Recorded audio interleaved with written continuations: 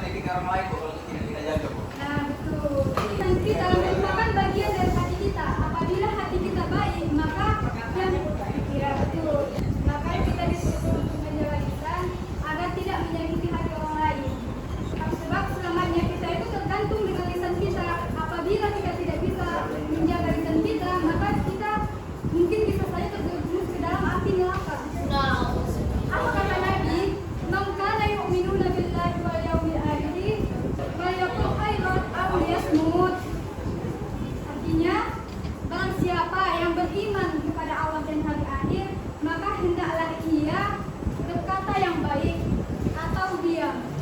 Maka anak-anak, apabila kita tidak bisa mengontrol lisan kita untuk mengatakan perkataan yang baik, maka alangkah lebih baik kita diam. Oke, masuklah kita ke pembelajaran yang selanjutnya, yaitu menjaga lisan kita dari perbuatan ghibah. Apa itu ghibah? Menceritakan orang lain di belakangnya, Bu. Jadi secara istilah ghibah ini yaitu menceritakan aib seseorang yang tidak ada, yang goib, yang tidak hadir kepada temannya. Misalnya Skendo. Si Kenzo sama Zidan ini menceritakan aib si Rijal. Contohnya itu, maaf ya, ini cuma sebagai contoh ya Naya. Kenzo bilang sama si Zidan, tahu nggak si Banjir itu obat loh.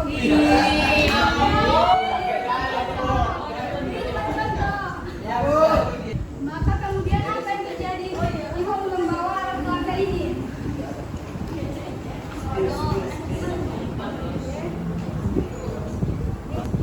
Ini? Iya.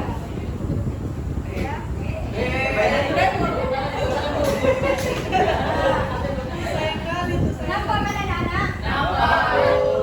Nah, menurut anak-anak, ini bisa nggak dimasukkan lagi ke dalam? Gak bisa, Bu. Mungkin bisa, tapi sulit kan? Begitu. Maka seperti itulah perkataan yang keluar dari mulut kita. Ketika kita menggibah orang lain ataupun membicarakan aib seseorang, maka sangat sulit untuk menarik perkataan kita kembali. Sebab perkataan yang keluar dari mulut kita tidak bisa kita tarik kembali, karena perkataan ini sudah menjadi milik orang lain. Sebab mungkin ketika si Kenzo tadi membicarakan si Rijal, maka mungkin bukan cuma si Zidan yang ketahui tentang aib si Rijal. Mungkin Zidan bisa mengatakannya sama Tony.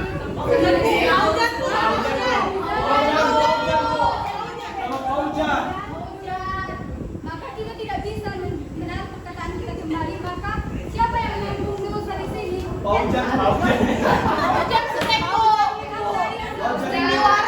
Di warba ya. Kan tadi asal usul ghibahnya itu dia Zidan. Maka yang menanggung dosa ghibah di sini adalah Kenzo. Karena Kenzo mengungkapkan aib si Banjir. Jadi Zidan, Fauzan sama Ayu jadi tahu aib si Banjir.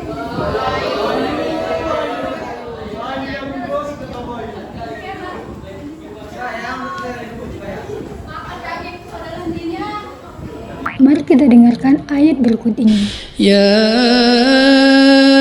أيها الذين آمنوا اجتنبوا كثيرا من الظن إن بعض الظن إثم ولا تجسسوا ولا يغتب بعضكم بعضا أيحب أحدكم أن يأكل لحم أخيه ميتا فكرهتموه واتقوا الله إن الله تواب رحيم. Sekarang kita baca sama-sama arti ayat yang membahas tentang ghibah.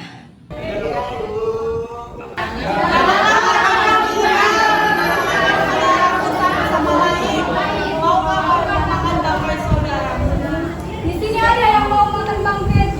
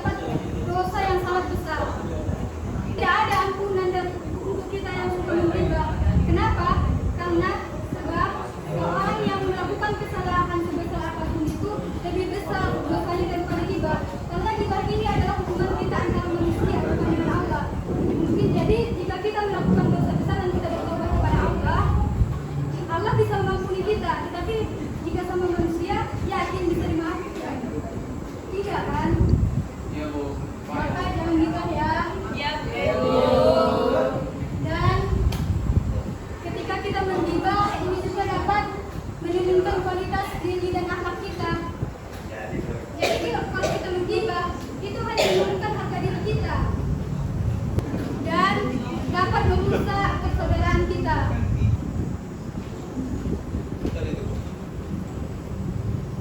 Nah, selanjutnya cara menghindari ghibah.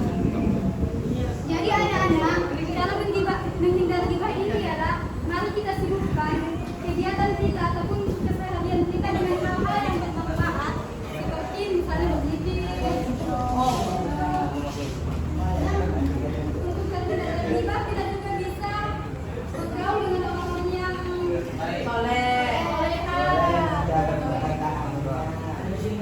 dan menjauhi hubungan yang orang yang suka membicarakan aib orang lain. Jadi nanti kalau diajak ghibah, pola aja ya anak.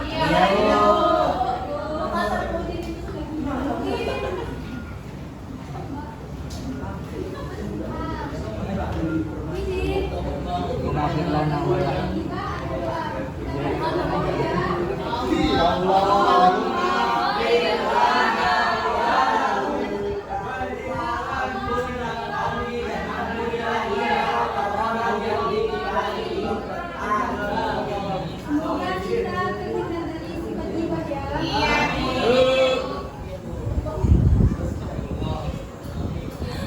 Ini ada ghibah.